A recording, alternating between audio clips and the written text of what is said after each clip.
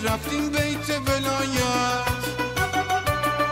عظما اومد از روزگار کرد پیشمون شکایت. مثل لوله آفتاب اشک از تو چشاش می اومد. به دست و پا افتاده بود بیدین بی مروت.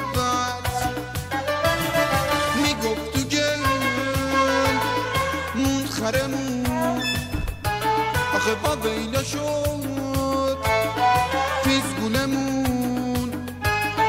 هلال شیعی چی میشه، عراق و لیبی چی میشه، منقل و چایی چی میشه، رحیم مشایی چی میشه.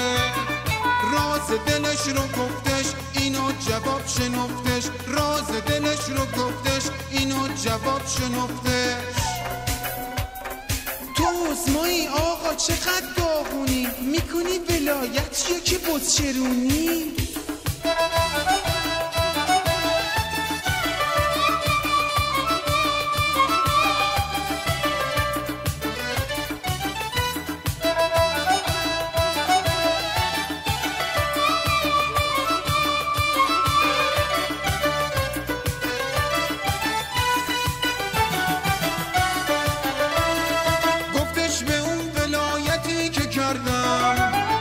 قسم به اون جنایتی که کردم، قسم به اون امام که میپرستم.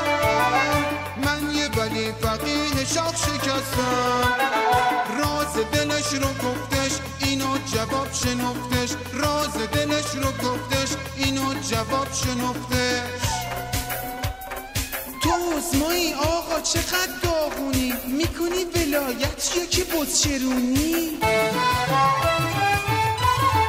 گفتش به اون ولایتی که کردم، قسم به اون جنایتی که کردم، قسم به اون امام که میپرستم.